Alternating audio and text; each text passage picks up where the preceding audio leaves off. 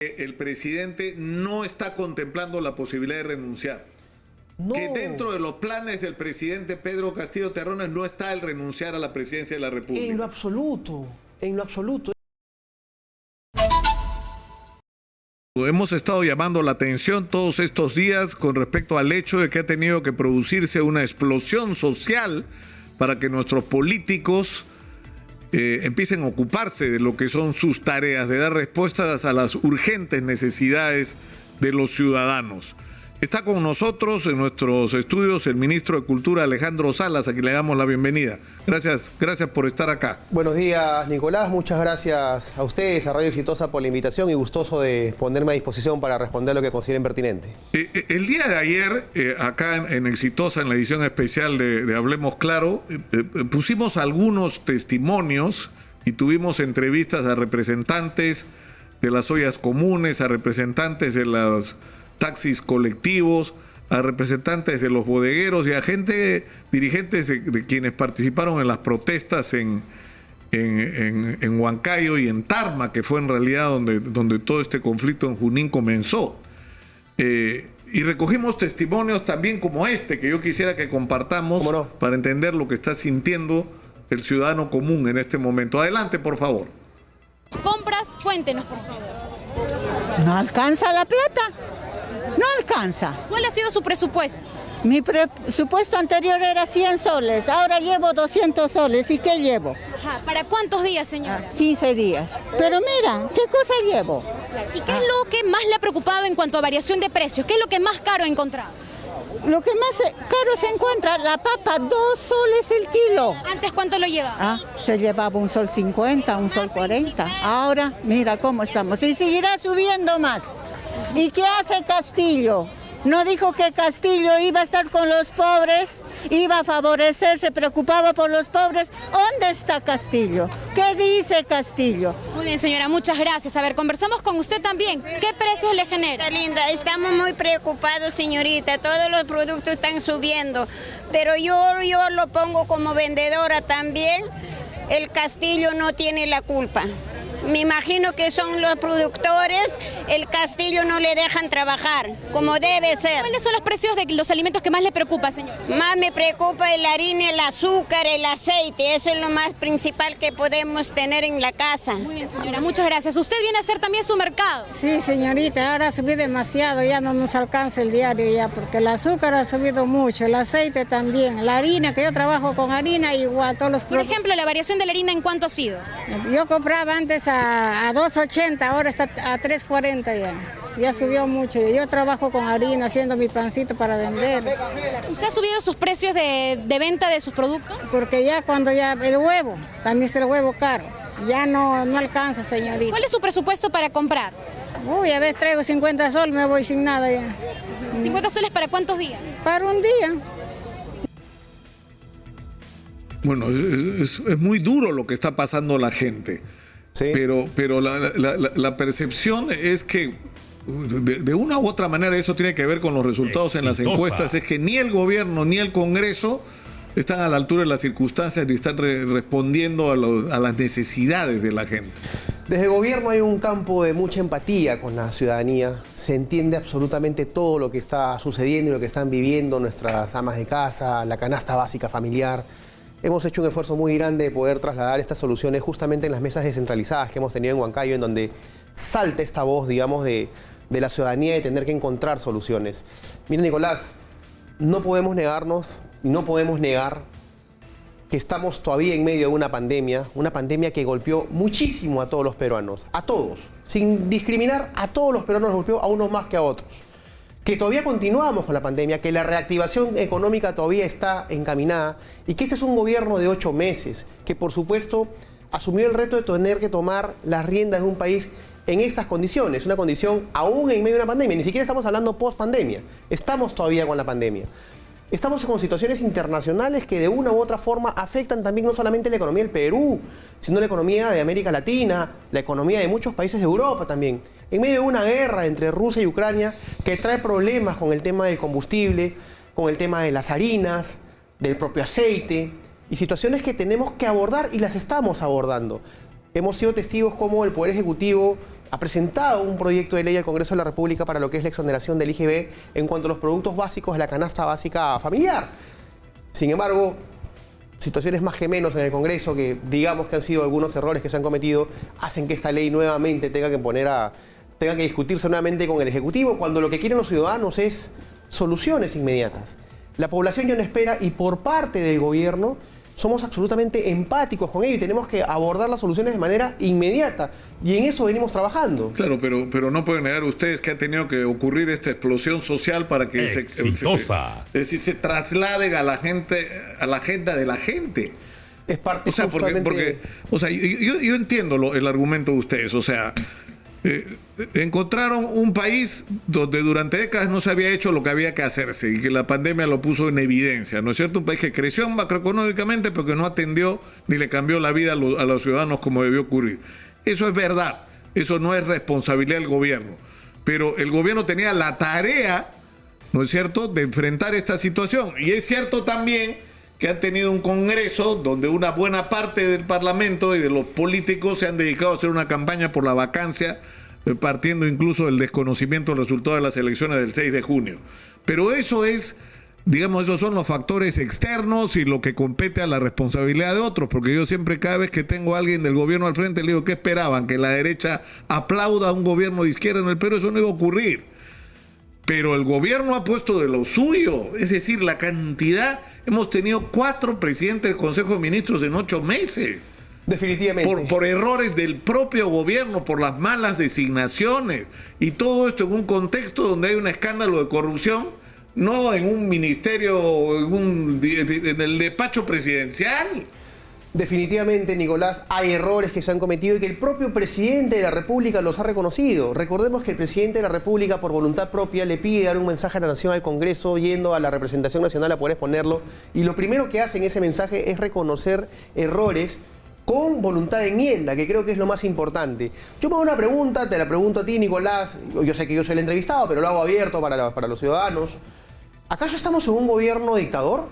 ¿Estamos en un gobierno represor? ¿Estamos en un gobierno confiscador? ¿Estamos en un gobierno que atenta contra la libertad de expresión, que jamás nadie debe atentar contra la libertad de expresión? No, tenemos los 4 pies de los cimientos de un país democrático y en base a la democracia es que tenemos que encontrarnos todos un punto en común para sacar esto adelante. Entonces, tenemos la democracia sobre la mesa, pues hay que trabajar en consensos. Es cierto, hay errores, queremos corregirlos y se están empezando a corregir. Claro, pero... Es decir, en todos estos meses había una controversia y yo creo, aunque a alguna gente no le va a gustar lo que voy a decir, que al final yo tuve razón con respecto al diagnóstico. El problema con el gobierno del profesor Castillo no era ni el terrorismo ni el comunismo. El problema con el gobierno del profesor Castillo es que se reprodujera a nivel nacional lo que ya ocurrió en Junín. Porque si en Junín han reventado las cosas como han reventado, es por las 2 décadas, o la década, perdón, de gobierno ineficiente y corrupto de Perú Libre encabezado por el señor Vladimir Cerrón. Porque eso es lo que ha sido el gobierno de Vladimir Cerrón. Ahora, el problema es que, ya, es cierto todo lo que usted dice, ministro, pero también es cierto que, es decir, no se han tomado las medidas adecuadas, se ha construido el gabinete, es decir, lo mejor que tenía el gobierno, que era la campaña de vacunación, y sacan al ministro de la vacunación. ¿Para poner a quién? A alguien puesto por el señor Vladimir Cerrón, porque es el señor Vladimir Cerrón el que pone el ministro de Economía, de Salud y el ministro de Energía. Eso está claro, ¿no? Repito, Nicolás, en el gobierno somos absolutamente conscientes de que han habido errores y la política de enmienda está encaminada. Son 8 meses de gobierno donde efectivamente, entre las presiones de un sector político que no aceptaba el triunfo electoral, entre las presiones hacia un presidente que se ve todos los días amenazado con ser vacado, entre las presiones justamente que vienen con el tema de errores que se puedan haber cometido, se marca un escenario que de una u otra forma no permite el hecho de poder desarrollarse o poder trabajar como corresponde. A nosotros nos encantaría poder encontrar puntos medios y consenso con el Congreso de la República para poder sacar adelante todos los problemas que tiene el país, sin que el Congreso de la República deje de hacer su control político, sin que el Congreso de la República deje pues de poder trabajar su rol fiscalizador como corresponde. Pero lo que sí es necesario es que esta confrontación pare, porque hay errores que se han cometido, pero hay errores que también derivan o vienen producto de esta confrontación. El tomar decisiones rápidas obedece también a determinadas presiones de conflictos que se dan de poder que lamentablemente le hacen mucho daño al país. Claro, pero yo puedo entender que el presidente, por ejemplo, como necesita protegerse de las mociones de vacancia y necesita 44 votos que no apoyen la vacancia, necesita el voto de Perú Libre y por lo tanto supuestamente necesita a Vladimir Cerrón. Pero el señor Vladimir Cerrón no está dispuesto a entregar su voto si no es a cambio de ministerios. Y eso está absolutamente claro. Él ha pedido ministerios a cambio de su voto. Es una transacción, que es una transacción espantosa. El problema es que el precio que se ha pagado por eso es no poner a la gente adecuada en los lugares adecuados. Y ya la gente se cansó. Es decir, si uno hace una encuesta en este momento, yo creo que la mayoría de la gente va a decir que se vayan todos. La propia presidenta del Congreso tiene que aceptar esa realidad, de que la gente está pidiendo que se vaya el presidente Castillo, y no lo están pidiendo sus enemigos, ¿ah? No están pidiendo los que votaron por Keiko Fujimori, están votando mucho, están pidiendo que se vaya el profesor Castillo y que se vayan todos, incluso parte importante de la gente que lo hizo presidente. Mire si no, Huancayo, Junín.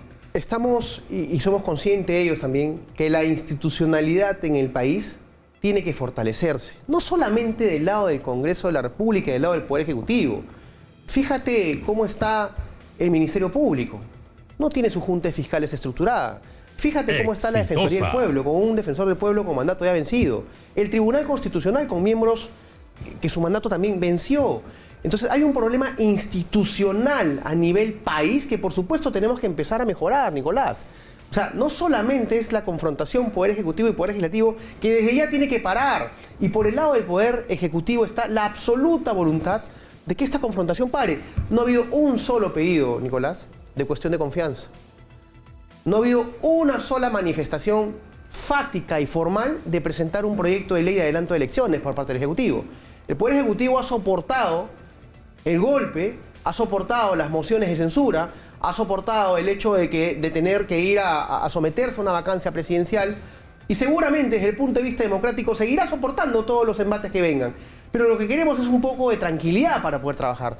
No se nos permite trabajar. Y eso es lo que buscamos. El país no va a encontrar soluciones si es que ambos poderes no se ponen de acuerdo en que el ciudadano peruano, la ciudadana peruana son el punto centro acá. O sea, es el centro. Ahora, que tenemos que encontrar. pero es posible un entendimiento, es decir, el Ejecutivo manda un proyecto de ley para el tema de la rebaja del IGB. El Congreso obviamente comete un error. Ellos dicen que ha sido con la participación de un técnico del Ejecutivo, que incluso han dado el nombre, el señor Marcos Camacho, que es un técnico del Ministerio de Economía y Finanzas, que él participó en las reuniones para la elaboración del proyecto final. Y perdóname un paréntesis, y que observó en su momento con los asesores de la Comisión de Economía que tal como le iban a votar no era lo correcto, y eso es algo que lo ha hecho el propio ministro de Economía, Oscar Graham, al cual podrás entrevistar seguramente. O sea, está omitiendo esa información entonces la presidenta del Congreso. Es decir, había un técnico del Ministerio de Economía que dijo que lo que estaban haciendo estaba mal. Es lo que Oscar Graham nos ha manifestado a nosotros como ministros, porque hemos conversado el tema. Observó el hecho de que no se vote así, porque las diferentes categorías que se estaban poniendo para el tema del IGB, por supuesto que iban a afectar el presupuesto fiscal, que lo que se quería era abordar solamente la canasta básica familiar como el Poder Ejecutivo había presentado el proyecto de ley. O sea, nosotros tenemos un proyecto de ley que es la principal prueba de cómo queríamos que se hagan las cosas, cuidando, por supuesto, la caja fiscal. Y no se dio así, se dio de otra manera.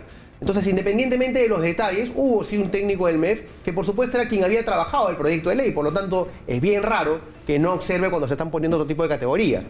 Sin embargo, eso seguramente te lo va a poder responder el ministro de Economía de manera precisa. Pero el tema es que al final ya no estamos discutiendo sobre el IGB y la manera como contener estos testimonios de desesperación de la gente que la plata no le alcanza, sino estamos viendo cómo el Ejecutivo, luego del incidente hitleriano, donde poco menos que reivindicó la eficiencia de Hitler, el presidente del Consejo de Ministros ahora le da el vuelto a Mari Carmen Alba con el tema de que han incluido el faisán y el lomo fino en la lista de productos exonerados en el IGB. Entonces ya otra vez la discusión se traslada a esta especie de batalla campal entre el Ejecutivo y el Congreso y se pierde de vista el interés de la gente. Y que no debería pasar, Nicolás. No debería pasar porque efectivamente el país y el ciudadano y la ciudadana se cansaron de esto. Fíjate cómo está la aprobación del Congreso de la República. Fíjate cómo está la aprobación del Poder Ejecutivo. Nosotros tomamos como referencia esa base estadística, pero con la finalidad de trabajar. Nosotros sabemos que al país le va a ir mejor si nos encontramos con el Congreso. De nuestro lado, esta es nuestra voluntad. Esa es la voluntad del presidente de la República. La pregunta es si no es demasiado tarde ya para eso. Y no me refiero a las posibilidades o no que tengan ustedes de ponerse de acuerdo, sino si la gente no se cansó ya. Y por eso yo he hecho referencia a quienes están saliendo a protestar, porque yo no estoy seguro de que las protestas hayan terminado, porque hay demasiada acumulación de conflictos y de problemas que no han sido atendidos. Yo creo que la gente que votó por Keiko o que votó por el presidente Castillo está cansada de todos. Y el sentimiento que tiene así más primario de indignación es que se vayan todos. Y hay un cambio en el país porque necesitamos otro dirigente, no esto que tenemos. Jamás tenemos que perder la esperanza, Nicolás, de que la gobernabilidad es quien finalmente nos va a poder ayudar a sacar al país adelante. Y no creo que la solución necesariamente sea que se vayan todos. La pregunta ahí sería, ¿qué ganamos después de eso? ¿Qué viene después de eso? ¿Cuánto va a durar esa curva para que nuevamente se vuelva a establecer algo? Yo creo que están dos poderes del Estado constituidos, elegidos democráticamente, que lo que les corresponde por ley y por constitución es terminar a ambos su mandato, Congreso por Ejecutivo, pero que se pongan de acuerdo porque efectivamente lo que manifiestas es cierto. El ciudadano ya no espera más, la ciudadana ya no espera más. ¿Y de qué nos va a servir irrumpir el mandato del Congreso de la República, irrumpir el mandato del Poder Ejecutivo? Esa curva de nuevamente buscar una estabilidad, de buscar nuevamente elecciones, ¿cuánto más va a perder el país? ¿Cuánto más va a perder el propio ciudadano? Claro, pero el tema es que Mari Carmen Alma hoy ha insistido en su postura de que el presidente debe dar un paso al costado y ha dicho que literalmente ha dicho que nadie se atrinchera en el cargo y que si tiene que haber elecciones generales, que haya elecciones generales. Bueno, la desaprobación del Congreso dicen que es más alta que la del Poder Ejecutivo. Si tienen la intención de que se adelanten elecciones generales, pues tienen que hacer ellos mismos su propia ley de reforma constitucional y trabajarla, más allá del dicho, que vayan al hecho, ¿no? Que preparen su proyecto de ley de reforma constitucional y que propongan pues el tema de adelanto de elecciones finalmente. Ahora, pero te vuelvo a repetir, no sé en cuánto ayudaría eso al país, sinceramente. Ahora, pero el presidente, en la discusión, ha habido un momento en que el propio Aníbal Torres Vázquez anunció que se estaba preparando un proyecto para adelantar las elecciones. Exitosa. ¿Eso qué cosa supone? Que en algún momento se ha discutido la posibilidad de que el presidente renuncie a su mandato. Mira, hubo en Consejo de Ministros una reunión donde, como muchos otros temas, quien fue ministro de Justicia, o ya no lo es, Ildefonso se llamaba él, manifestó que a nivel del Ministerio de Justicia consideraba que esto podía ser alguna alternativa, se tomó en base a algunos ministros, se puso en discusión, no en el Consejo de Ministros propiamente dicho, sino en una mesa de trabajo, pero hubo la mayoría de ministros y por supuesto el presidente de la República, quien manifestó, estamos en democracia y que la democracia prevalezca. No voy a ir a enfrentarme, no voy a ir a confrontar al Congreso, voy a ir a extenderle la mano, voy a ir a pedirle consenso, voy a ir a pedirle que me dejen trabajar porque el Perú necesita chamba. Terminó su discurso y lo primero que hizo el presidente fue cruzar a las bancadas de oposición a extenderles la mano. Yo creo que hay muestras por parte del Ejecutivo de que queremos trabajar con el Poder Legislativo, pero necesitamos ponerle alto a eso. Entonces estamos partiendo de que el presidente no está contemplando la posibilidad de renunciar. No. Que dentro de los planes del presidente Pedro Castillo Terrones no está el renunciar a la presidencia de la República. En lo absoluto. Eso no ayudaría en nada al país, a un presidente que ha sido electo por 5 años, que es consciente que tiene 8 meses recién en el gobierno y que se ha dado cuenta que se han cometido errores y que tiene voluntad de poder enmendarlos, pero también se ha dado cuenta que necesita trabajar con el Poder Legislativo. Entonces, y vuelvo a lo mismo, o sea, ¿qué ganaríamos como peruanos irrumpiendo el mandato del Poder Legislativo y del Poder Ejecutivo? Bajo mi punto de vista y bajo mi análisis vamos a perder más. Es una curva en la cual convocar nuevamente elecciones generales, que se establezca un nuevo poder, y ver cómo va a estar conformado ese Congreso, que también va a tener oposición, y vamos a ver si va a tener la misma cantidad de oposición, con la misma calidad de oposición que tenemos ahora. Nos las volvemos a jugar. Ahorita lo que tenemos que hacer, Nicolás, es ponernos a trabajar juntos, darnos cuenta de los errores que se están cometiendo y hacer que el país agarre un rumbo, un acuerdo de gobernabilidad, un pacto de gobernabilidad que creo que es importante, sin dejar el Congreso de hacer su trabajo como tiene que hacerlo. ¿Pero qué implicaría eso? El gobierno ya de manera explícita ha renunciado a la Asamblea Constituyente, por lo menos como una tarea inmediata, pero es obvio que hay todo un proceso pendiente con respecto a la reforma constitucional. O sea, la Constitución del 93 tiene que ser cambiada, ¿no? Algunos dicen hay que hacer vida o muerte una Asamblea Constituyente, otros no. Lucas Gersi, que ha estado sentado acá, que es el principal promotor de la recolección de firmas contra una Asamblea Constituyente, dice que él tiene más propuestas de modificación constitucional que la propia izquierda, que él plantea cambiar más artículos de los que pretende cambiar la izquierda. Entonces, por ejemplo, eso es algo que habría que canalizar. El tema que estás formulando es absolutamente importante y trascendental. Por supuesto que sí, pero no podemos sentarnos a conversar y a discutir el tema de una nueva constitución mientras que vivimos enfrascados y arrinconados en una confrontación que no nos permite realmente ver lo que necesita el país. Pero lo que sí es importante es el mensaje. O sea, ¿cuál sería ustedes el mensaje para ese acuerdo que pretenderían? Es decir, que el gobierno deja de lado lo de la Asamblea Constituyente y la oposición deja de lado la vacancia presidencial. No. Y se abre un espacio de entendimiento. Ahora, ¿de eso es de lo que estamos hablando? No, ninguno tiene que dejar de lado sus ideales, sus políticas de gobierno, sus ganas de querer emprender un mejor país con las propuestas que tenga. Lo que se tiene que hacer es poner sobre la mesa lo que necesita el país dentro de un marco de realidad nacional. Y si nuestro país necesita un cambio de constitución, no es imponerlo, es dialogarlo, es conversarlo. Si lo que no se necesita es el cambio de constitución, sino reforma constitucional, pues hay que conversarlo. Yo creo que los actores políticos están para dialogar, no para imponer. Pero por supuesto que la Constitución del 93 necesita mejorar en muchísimas cosas. Hay temas en la Constitución del 93 que hasta podrían ser inconstitucionales y que hay que empezar a reformarlos, hay que empezar a trabajarlos. Y si se tiene que dar algún día un tema, una asamblea constituyente, que se dé. Pero ¿cómo vamos a formular una asamblea constituyente si vivimos arrinconados todos los días en un quehacer que no nos permite poner justamente sobre la mesa las soluciones que necesita el país? Por supuesto que hay temas importantes que hay que conversarlos. Pero el tema, o sea, tenemos que ir a la pausa, bueno, si me lo permite, ministro. Yo quisiera que tras ella nos explique cuáles son los pasos que ustedes proponen para ese acuerdo, porque, es decir, ahora tanto el Congreso como ustedes están enfrentados al mismo problema, que es que la gente no los quiere. La gente no siente que ustedes, ni el Ejecutivo ni el Congreso, lo representan. ¿Cuál es la alternativa? La gente no lo sabe.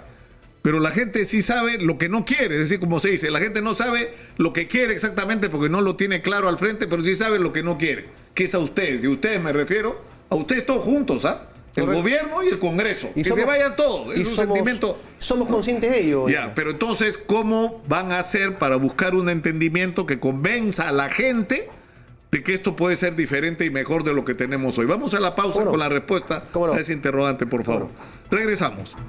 Estamos con Alejandro Salas, ministro de Cultura, y que de alguna manera se ha convertido en una voz del Ejecutivo, del gobierno en las últimas semanas críticas. Y yo tenía este interrogante, es decir, el presidente, para tener claro, no tiene la voluntad de renunciar. El presidente, según ustedes, propone un entendimiento con el Congreso. Totalmente. Pero eso supone un cambio de gabinete, es decir, constituir un gobierno de unidad nacional, digamos. ¿De qué características? Mira, todo esfuerzo que pueda hacer el gobierno para que el país se enrumbe y marche, ten la plena seguridad que el desprendimiento va a haber. Pero ¿qué nos garantiza a nosotros como Poder Ejecutivo que se nos va a permitir trabajar, Nicolás? O sea, yo vuelvo al campo, o sea, no es ajeno ni es oculto la confrontación y el hostigamiento constante y permanente que el Ejecutivo viene teniendo. Yo creo que ha llegado el momento, Nicolás, y me lo preguntabas antes de la pausa, de que de manera pública, sin que ninguno renuncie a sus funciones constitucionales, tanto el Congreso como el Poder Ejecutivo firmen un acuerdo de gobernabilidad y democracia por los ciudadanos del país, donde se pongan en agenda puntos importantes para poder trabajar y desarrollar y que ninguno salga de ese campo, sin que signifique, te vuelvo a repetir, que renuncien a sus funciones, a su función de control político del Congreso, a su función de fiscalización, a su función de representación como debe corresponder. Pero creo que ha llegado el momento de sentarse en esa mesa y de marcarle un rumbo conjunto al país. Por el lado del Poder Ejecutivo está la absoluta y plena voluntad. Y si tienen que haber garantes de este acuerdo, que los haya. Pero acá el país no espera más. No es ese espacio del acuerdo nacional, porque se convocó al acuerdo nacional, se desconvocó por presión de César Acuña y de algunos otros sectores políticos porque se iba a votar la vacancia y se quedó en el aire. No se habla más del acuerdo nacional. El presidente está volviendo a poner la fecha porque él es el que lo convoca. También pues tenemos que recordar que, digamos, la agenda del presidente es una agenda amplia, ¿no es cierto? Sin embargo, yo lo que pude entender la semana pasada cuando hemos estado en Juliaca, en Puno, es que de manera inmediata se estaba viendo la fecha para poder convocar y poder hacer la reunión que se postergó antes de la votación de la vacancia. Independientemente de la mesa del acuerdo nacional, que podría sugerir también esta solución, yo creo que la voluntad de ambos poderes del Estado puede ponerse en manifiesto ya, con los garantes que se necesiten. Claro, pero el problema es cómo se va a constituir el gobierno, porque de eso tendría que salir evidentemente un nuevo gabinete, de eso estamos hablando. Ahora, el problema es que el gabinete, y ahí tenía razón Martín Vizcarra cuando dice, el presidente Castillo ha hecho su gabinete con calculadora. Necesito 44 votos. ¿Cuántos votos tiene Cerrón? Para que no me vaquen, ¿no? Ya, ¿qué quiere Cerrón? Salud y energía. Dale. Ya, los de provincias de Acción Popular, ¿cuántos votos tienen? Tanto. ¿Qué cosa quieren? Producción, ya, dale. Lo de Somos Perú, ¿cuánto? O sea, no puedes hacer un gabinete así. O sea, te puedes salvar de la vacancia así, pero gobernar el país no puedes así. Yo no creo que sea tanto así, Nicolás. Pero casi. Yo no creo que sea así. Yo creo que lo que ha hecho el presidente, y yo te marco la fecha, fue un 17 de diciembre, que convoca a todos los presidentes de los partidos políticos para justamente entablar un tema de gobernabilidad y poder conformar un gabinete. Hubieron muchos que se sobraron, que no sé si no le importó el país o dijeron no queremos hablar con el presidente Castillo. Y no fueron, rechazaron la invitación. Y hubieron sí representantes de partidos políticos que fueron, y la agenda ese día del presidente fue: ayúdenme a encontrar cuadros que me permitan gobernar y que me permitan sacar adelante los planes que tengo para el país. ¿Cómo pedir un gabinete de ancha base con profesionales y técnicos que de una u otra manera puedan ayudar al presidente si los partidos políticos tienen ya también muchos de ellos su agenda propia y no les interesa siquiera mirar de reojo al gobierno? Cuando el presidente pidió esto el 17 de diciembre ni siquiera quisieron acercarse, y los que se acercaron pusieron a disposición a determinados cuadros que le permitió al presidente escoger. Entonces creo que acá tenemos que estar absolutamente involucrados todos. El presidente de la República ha dado muestras de acercamiento a los partidos políticos, inclusive aquellos que quieren vacarlo todos los días. Acercamiento al Congreso de la República, a pedirle consenso, a reconocer errores y decir que quiere seguir trabajando por el país. Entonces, ¿qué más queremos? ¿Tenemos que seguir haciéndole bullying al gobierno? ¿Tenemos que decirle, oye, no vas a poder trabajar porque no hay la capacidad para poder trabajar? Yo creo que tenemos que encontrarnos. Eso es lo que le falta al Perú y le falta a ambos poderes del Estado. Por parte del gobierno, y te lo vuelvo a repetir, está la voluntad de poder acercarse y poder sacar adelante esto. No podemos seguir enfrascados en un problema que no le trae absolutamente nada bueno al país. Si el Poder Ejecutivo y el Poder Legislativo no se ponen de acuerdo, vamos a seguir todos los días enfrascados en una problemática de la cual no vamos a salir. Pero el tema es que quizá con quien primero hay que ponerse de acuerdo es con la gente. Y si tú haces un gabinete de gente que sabe lo que hay que hacer, acá hemos dado ejemplos en las últimas semanas de crisis. O sea, si tú quieres tener un buen ministro de energía, por ejemplo, en un momento de crisis favorable para nosotros, donde se disparan los precios de los minerales, y necesitas un ministro de energía que sepa el sector, que tenga credibilidad, pero que además tenga el chip del tema social, a mí no se me ocurre nadie mejor que Rómulo Mucho. Ya, pero Rómulo Mucho votó por Keiko Fujimori. ¿Y qué diablos importa por quién haya votado? Lo que importa es si es la persona más calificada para esa tarea de atraer inversión, resolviendo y vacunándonos contra los conflictos sociales del comienzo. O en el tema de la agricultura. ¿Cuál es el más grande éxito de la agricultura peruana? La agroexportación De la nada. Estamos exportando 7.000 millones de dólares y tal vez me quedo corto en este momento. ¿Por qué? Porque hay gente como Alejandro Fuentes que ha estado promoviendo eso a punche y que ahora está trabajando con los pequeños agricultores, los medianos agricultores, para incorporarlos a la modernidad y a las cadenas de agroexportación. Alguien como él, o sea, alguien exitoso que te traslade el éxito a toda la agricultura nacional y sobre todo a la gente más pobre. Eso es lo que necesita. ¿De qué partido es? No importa. Pero si tú construyes un gabinete, o por ejemplo, yo no conozco a nadie que haya hablado más del tema de la masificación de gas que Pedro Gamio Aita. Se ha pasado años hablando de eso, criticando que estamos invirtiendo 6.000 millones de dólares en una refinería de petróleo que no tenemos. Vamos a tener que importar petróleo para refinar y no invertimos esa plata en masificar el gas, que sí tenemos, por 25 años por lo menos hasta ahora. Entonces, ¿por qué no construir un gobierno con esos criterios? O sea, de repente a los partidos no les gusta, pero será su problema pues que no les gusta, pero a la gente sí le va a gustar, porque va a sentir que sus vidas se empiezan a cambiar, porque se empieza a gobernar en función de sus intereses. Mira, Nicolás, lo que dices es sumamente importante y por supuesto que tu voz como líder de opinión ten la plena seguridad que el gobierno también la escucha, como la de todos los periodistas que suelen hablar de política en el país. Mi pregunta más bien es, ¿qué nos garantiza que profesionalizando de esa manera al gabinete, como correspondería... No te vaquen. Es decir, que, no solamente que a Vladimir Cerrón no le gusta porque pues yo quiero mis ministerios y si me quitan mis ministerios yo te vaco. No solamente... Ese es el compromiso con el país del señor Cerrón. No solamente no te vaquen, sino que te permitan trabajar. Es por eso te digo que hay que llegar a un acuerdo importante de gobernabilidad y de democracia con el Congreso de la República. Ahora, parte del acuerdo tiene que ser, es decir, no es cualquier cosa que en este momento la Fiscalía tenga una investigación sobre presuntos actos de corrupción ocurridos y que han tenido como escenario el Palacio de Gobierno y el despacho presidencial, en el sentido amplio de lo que es el despacho presidencial. Entonces, y que en esa investigación la fiscal de la Nación, que ya no está, la señora Zoraida Ábalos, haya concluido que sí ameritaba abrir una investigación contra el presidente, pero que había decidido hacer esa investigación en el año 2026. Pese a que la Constitución la habilita para investigarlo, no la habilita para acusarlo, pero sí para investigarlo. Entonces, ¿qué cosa significa esto? Que nos vamos a quedar con la duda hasta el año 2026 de si el presidente está involucrado o no. Mira, el presidente... O sea, de la ¿no sería República... lo más saludable que el propio presidente diga, no, yo no quiero que me investiguen en el 2026, investiguenme ahora? Si yo estoy metido en la mafia del Ministerio de Transporte, en el otorgamiento de obra, investiguenme ahora. Nicolás, él lo ha manifestado, que él está sujeto a toda investigación que de una u otra manera dilucide todo ello. Y lo ha dicho en el Congreso de la República el día que dio su mensaje. Mis paisanos, mis familiares, los que han estado involucrados, que se les investigue. Y si alguien faltó a mi confianza, que le caiga todo el peso de la ley.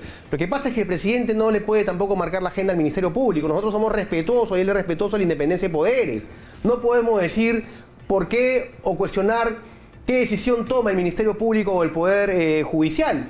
Tenemos que marcar esa libertad de competencia que tienen ellos, son poderes del Estado, y sobre la base de eso, por supuesto que él está sometido a las investigaciones y al trabajo y al desarrollo de cómo van a trabajar esto. Entonces, él ha dicho, yo me someto a las investigaciones, porque la conciencia la tengo limpia, es lo que él ha manifestado.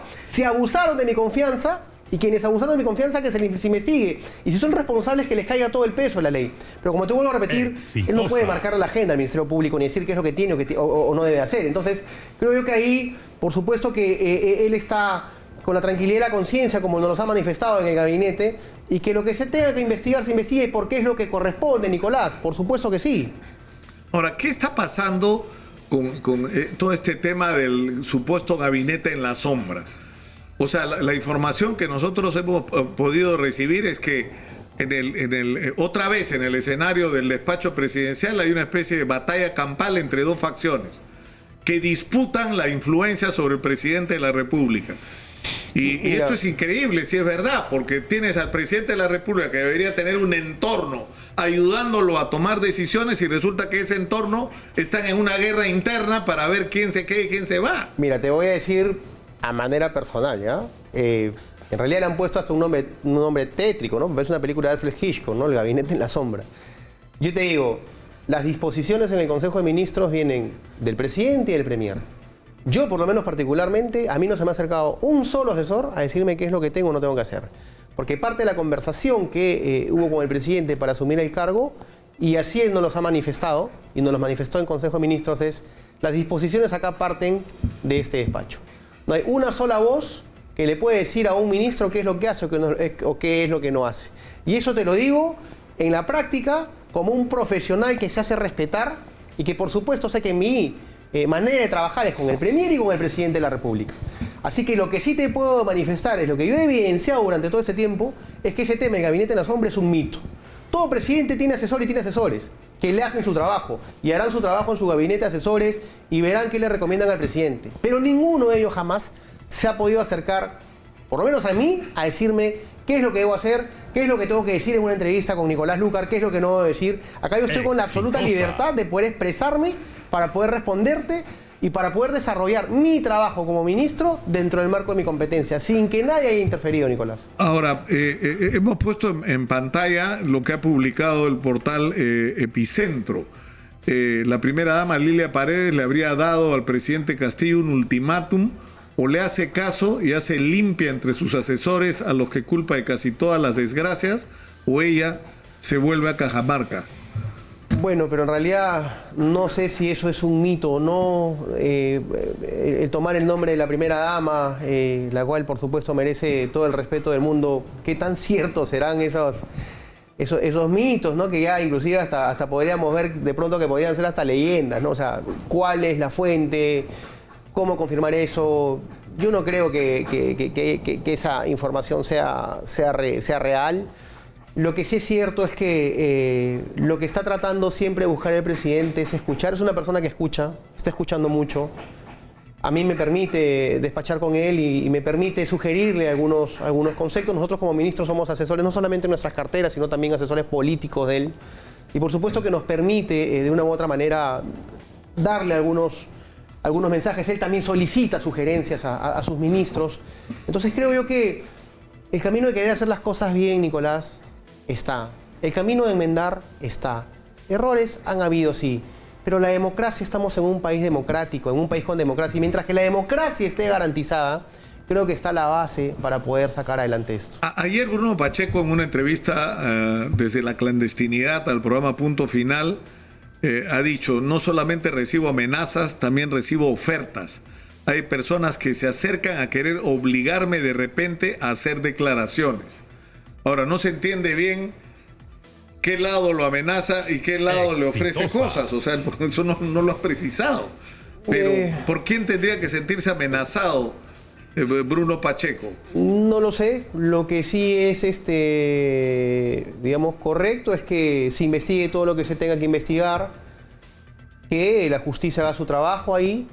Y finalmente, si él se siente amenazado, creo que tendría que decir quién lo amenaza, quién le ofrece. De pronto le están ofreciendo... Tendría que ser más explícito. Yo creo que le están ofreciendo de pronto ponerle una olla hervida al presidente, ¿no? Para poder... Es decir, que lo que le está pidiendo a Bruno Pacheco es: nosotros te ayudamos a liberarte de cualquier responsabilidad si tú implicas al presidente. Sí, no me queda la menor duda. ¿Y el presidente le teme a eso?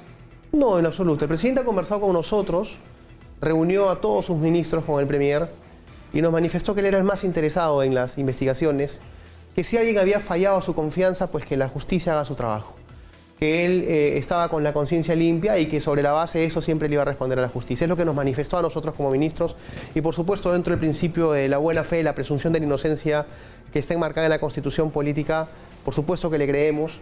Y le creemos porque con la voluntad que lo manifestó pero son conscientes de que ocurrieron cosas, es decir, no solo el incidente de los $20,000 en una gaveta en el baño de Bruno Pacheco, que hasta ahora no ha podido, es decir, yo a través de sus abogados a quienes he entrevistado, he tratado de conseguir una entrevista con él, hasta ahora no lo logro, porque eso es una pregunta que requiere una respuesta más consistente de la que se ha recibido hasta hoy.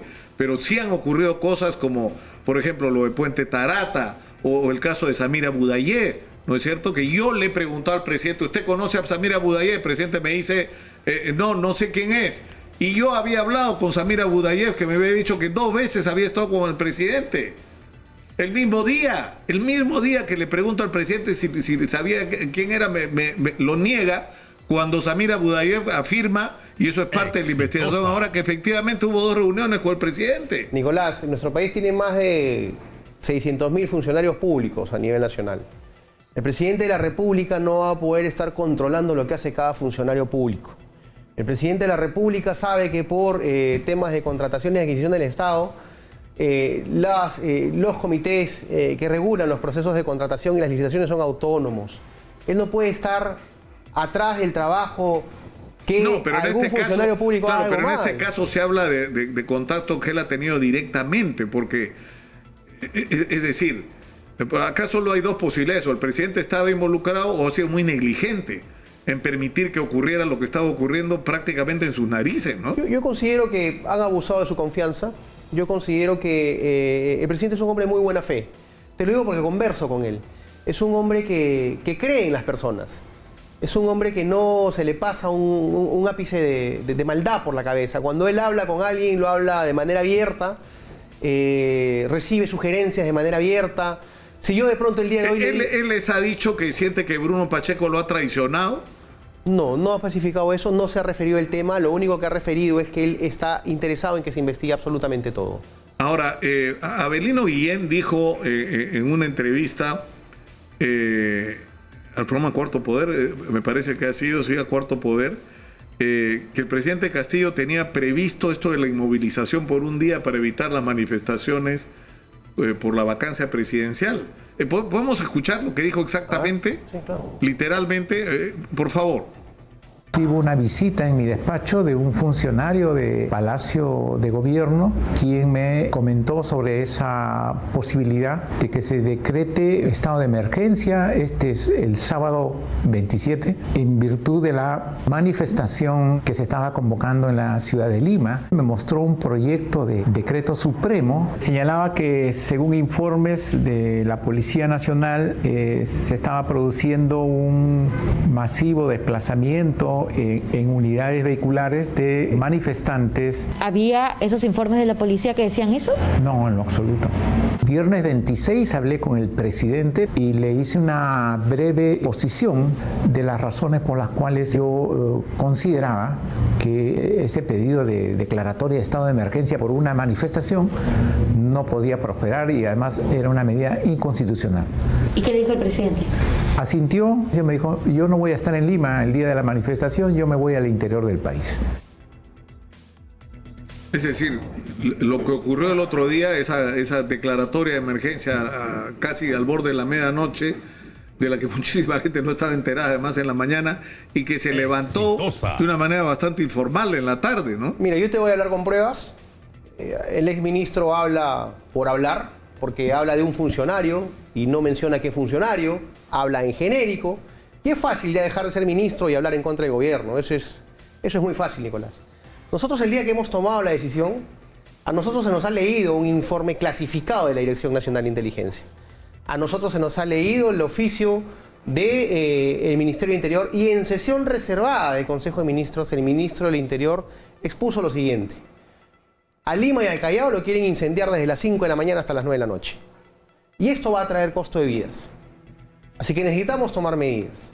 Lo que hemos visto en horas de la tarde con esa primera línea al frente de los manifestantes, que con justa razón seguramente salieron a manifestar su descontento con la medida y con justa razón salieron a manifestarse en contra del gobierno, se le pusieron adelante unos criminales que empezaron a quemar el Jurado Nacional de Elecciones, el Ministerio Público, la Fiscalía de la Nación. Faltaba la OMPE nada más al costado, ¿no es cierto? Faltaba solamente la OMPE.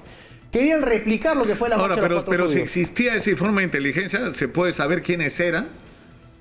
¿Quiénes eran? Los que estaban organizando esa zonada. Es decir, iba a haber una protesta que en general fue una protesta pacífica, ¿no es cierto? Digamos, fervorizada, pero pacífica.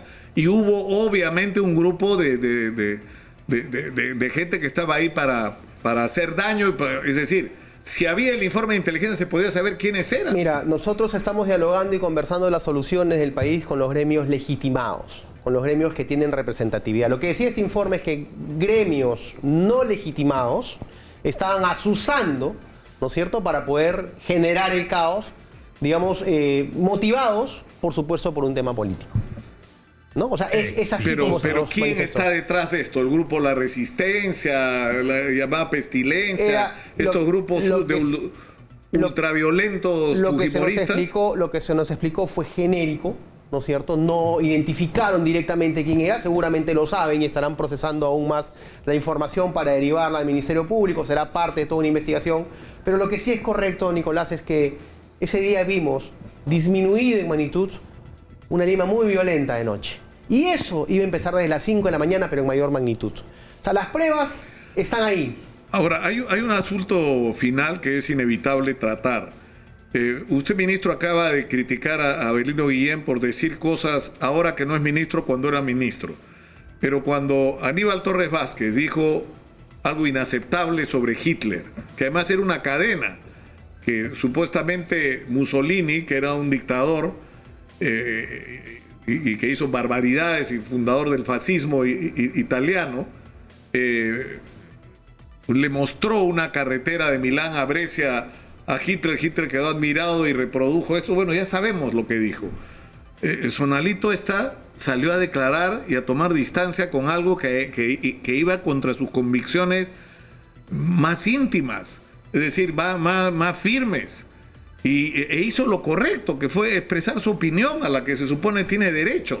Y le costó el puesto. Mira, Nicolás. O sea, eso de que si lo dices cuando está fuera, bueno, si lo dices cuando estás dentro y no le gusta al presidente del Consejo de Ministros, entonces la echa. No, es que hay un tema, pues, Nicolás, que acá se llama coherencia. Si tú estás en un lugar donde te sientes cómodo, tienes que dar un paso al costado. Son cargos de confianza, Nicolás. Y si tú, digamos, estás en una situación donde las formas no se respetan, lo que correspondía por código ética de la gestión pública, porque así lo establece el código ética de la gestión pública, cuando tú estás en desacuerdo con un superior jerárquico, lo que queda primero es dialogar, conversar. De pronto, el premier que pidió disculpas ese mismo día en el evento, conversaba con ella y le explicaba y le pedía de pronto disculpas, el tema queda superado. Pero en un evento público, digamos, establecer una posición de esa manera, yo creo que mejor, si tú no te sientes cómodo con un gobierno con el que estás trabajando, da un paso al pero ahí costado. hubiera ocurrido que Sonalí sale y luego de salir dice lo que dice y ustedes le hubieran dicho, ¿por qué no lo dijiste cuando estabas adentro? O sea, fue un incidente penoso, el ministro pidió disculpas, pero Sonalí tuvo razón. Pero, Nicolás, lo que Sonalí dijo era lo correcto, lo que el ministro debió hacer. Pero es que ahí nos estamos salteando justamente esa parte, cuando te manifiesto que debió conversar con el premier. Y por supuesto que estaría diciéndolo estando adentro. No de la forma en la que se hizo, pero independientemente de eso, Nicolás, yo encontré el Ministerio de Cultura... Pero, es decir, ministro, si el ministro, el presidente del Consejo de Ministros comete un error del tamaño que cometió, que ha provocado incluso incidentes con Alemania y con Israel, y que pidió con las disculpas. embajadas, y el ministro pide disculpas y la vida continúa, digamos, y Sonalito que dice una posición que en el contexto de la razonabilidad es la que estaba en lo correcto, ¿tiene que irse por lo que ha dicho? Nicolás. O sea, es como una desproporción. No. Yo te digo, yo acá te preciso lo siguiente. ¿Ya? Yo encontré el ministerio con un 3% de ejecución presupuestal. Hoy en día está en 14% de ejecución presupuestal. Hemos empezado a mover el ministerio para que se trabaje como tiene que desarrollarse. Hay evaluaciones que se hacen en los viceministerios de manera objetiva. Yo no he llegado a copar, no he llegado a sacar a ningún viceministro ni a poner directores. He llegado a darle continuidad porque entendí de buena fe que quienes estaban ahí podían ayudarme a sacar adelante el ministerio. Por supuesto que también evalúo y hay evaluaciones que se hacen, que discutirlas acá seguramente va a faltar algo de espacio. Exitosa. Mira, y aprovecho la oportunidad. Ese es el Viceministerio de Patrimonio Cultural. Y yo le agradezco mucho a Sonalí el trabajo que hizo. Pero se me está cayendo cuela ahorita. O sea, tenemos que hacer algo por cuela. Se le declaró en emergencia el 7 de febrero, sí. Pero ¿qué se hizo durante todos estos años de abandono, Nicolás? Pero son años de los que no tiene responsabilidad Sonalí. No le estoy echando la culpa a ella. Te estoy manifestando solamente que hay mucho trabajo por hacer y enfrancarnos en discusiones políticas. Sobre ese punto, está claro, no nos vamos a poner de acuerdo. Seguro. Yo creo que estuvo mal lo que hicieron con Sonalí. Acá le expreso mi solidaridad. Pero en fin, no nos vamos a poner de acuerdo. Pero en un minuto que nos queda. Sí. ¿Cuál es la propuesta del gobierno en este momento para salir de la crisis en un minuto? Consenso, Nicolás. No vamos a salir de la crisis si no hay diálogo y no hay consenso con el Congreso de la República. No vamos a salir de la crisis si al Poder Ejecutivo no se le deja trabajar y todos los días se le amenaza que tiene que ser evacuado. Lo que necesitamos es un acuerdo inmediato con el Poder Legislativo para poder marcar una línea y un camino que nos permita desarrollar puntos en común. Y por supuesto, y decirle al pueblo peruano y decirle al país que no pierdan la esperanza que este gobierno es un gobierno democrático y que va a seguir cimentando y fortaleciendo lo que es la democracia, independientemente de los golpes que reciba. Pero si nos dejan trabajar y si nos permiten trabajar de manera conjunta y con consensos, yo estoy absolutamente seguro que vamos a poder encontrar un camino de solución. Si esto continúa así, lamentablemente vamos a seguir enfrascados por 5 años en una situación donde un gobierno no se le deja trabajar y no se le permite encontrar las soluciones que se requiere.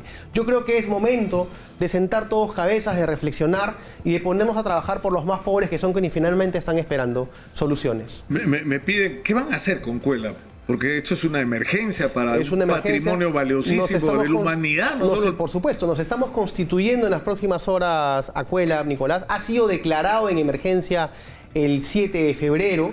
Y por supuesto que hay unas líneas de acción a trabajar. Las lluvias han debilitado a Cuelap. Se hicieron muchos estudios, pero nunca se ejecutó directamente lo que se tenía que hacer.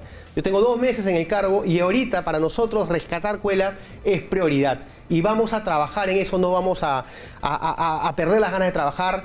El congresista Edwin Málaga tuvo la muy buena voluntad de traer a un equipo de científicos polacos que ya han trabajado en Machu Picchu y que ad honorem quieren firmar un convenio con el Ministerio de Cultura para poder rescatar esto. Yo se lo agradezco. Y por supuesto que tenemos que retomar ese diálogo porque necesitamos de todos los esfuerzos para salvar Cuelap y no vamos a escatimar en ello.